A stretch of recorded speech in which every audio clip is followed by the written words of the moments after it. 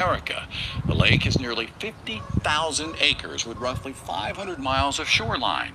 At one time, that area was known as the Saluda River Valley. It was settled in the 1750s by German, Swiss, and Dutch immigrants with two major towns, Dutch Fork and Saxagatha. But those towns are long gone. They were buried in water after SCE&G bought the land, creating the lake. All that remains now are remnants of a past that few people alive know little about.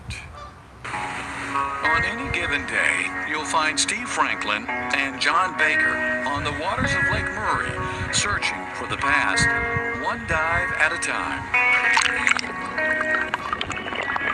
A lot of people think it's eerie, but I mean, it's really not. It's a step back in time.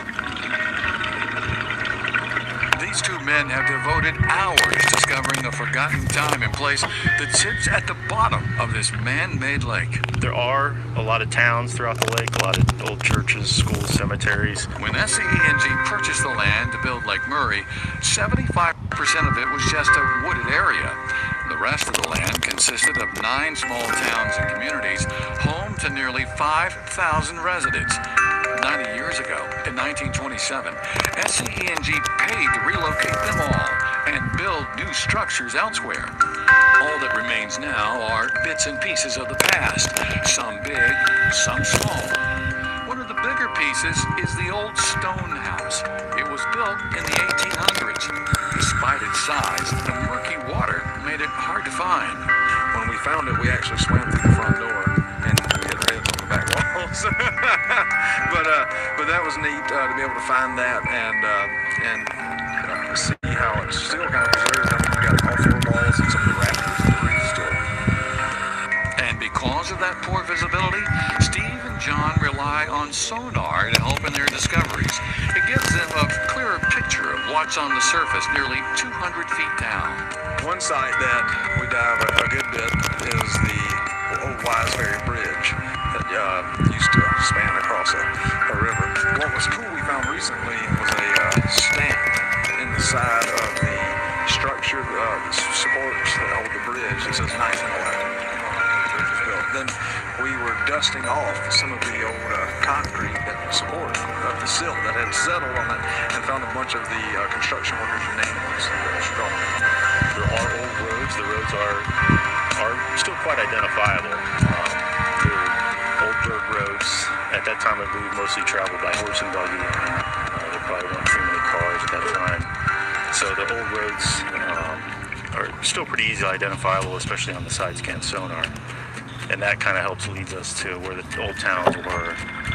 Sometimes there's really nothing at all, except mud and rocks, where it was left. But sometimes we do find some pretty cool things where the city was, and even some old home sites too. Other discoveries include boxcars, railroad tracks, a hitching post, and cemeteries.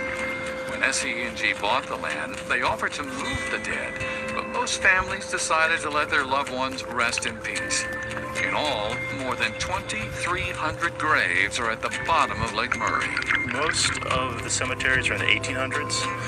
There's 3 different types of cemeteries, I guess you could say. There's actually old slave cemeteries from the time there was slavery at that time, and they would have the cemetery for the slaves. Then there was the smaller family plots, maybe 4 or 5, of the family members buried there, just small little headstones or markers. And then there was the large multi-family lots. Well, as you might expect, Steve and John have heard from local families, hoping they can find their loved one's final resting place. And they expect to hear from a few more. Some of their discoveries are so far down, though, they have to take extra steps just to stay safe. And some of these dive sites are really challenging to get to because the type of diving, or some of these are really deep, way past recreational diving limits, and we get specialized training so we could extend time at these depths and stuff. And so you got the exploration factor that just keeps driving us to come back, but you also have the challenge of the dives. It's cold, it's dark, it's deep.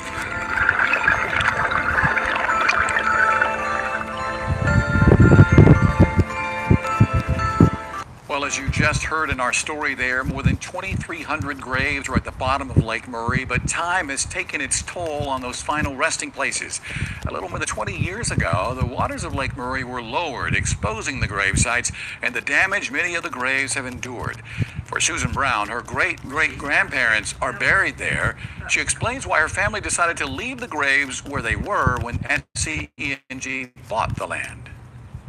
They gave the families the choice. They could either pour a 4-inch slab on top of the graves, or they would move the graves. And my granddaddy said, just leave them alone and let them remain at peace. He said the slabs would be on top, so nothing could happen to them. And all these years later, the slabs have not worked. No, they're all broke up, big holes, gaps.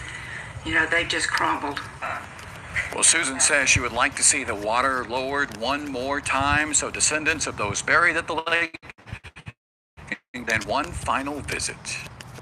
Yeah, I would. I'd like for it to go down one more time so I could get one more visit in my lifetime. And I think a lot of people would enjoy seeing the history, because there is a lot of history in that lake. It's not just fishing and swimming, but there's a lot of history in that lake.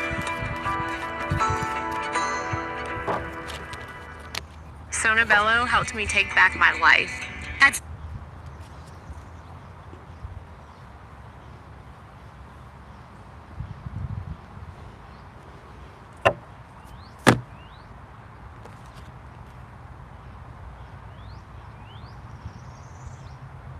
That was 19 WLTX News, Lost Towns of Lake Murray, how a town was flooded in South Carolina. So that's one perspective. We won't get another perspective.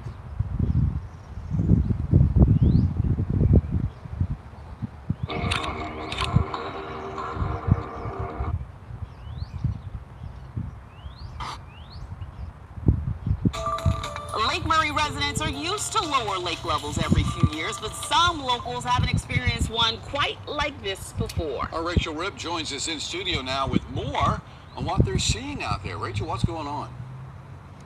Yes, well, Dominion Energy tells us they do these drawdowns to kill harmful vegetation and bacteria, but some are finding hidden treasures that were once below the surface of Lake Murray. Used to be water feels surreal for Lun Lamb, a resident living in Chapin for the past 3 years. He tells me it's weird but cool to see what's underneath. It's fascinating to see all the down timber, and I look out the window now and I'm used to seeing nice calm water, and it looks like a desert plain or something. Lun says he's never seen it this cracked and muddy. This is way beyond what it usually is. He had to borrow these waders from his neighbor.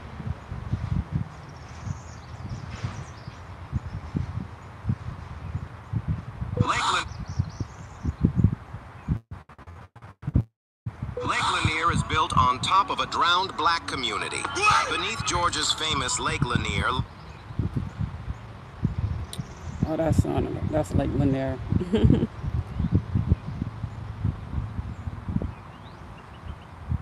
I've been there too. A Midlands family is holding on to hope tonight after their loved one went missing on Lake Murray last weekend. Terrence Butler hasn't been seen since Sunday after falling out of a boat. News 19's Nate Stanley has the details. Terrence Butler was last seen Sunday afternoon on a boat out enjoying a birthday with some friends. I spoke to his girlfriend, who describes him as a dedicated, strong, and loving man. We got it.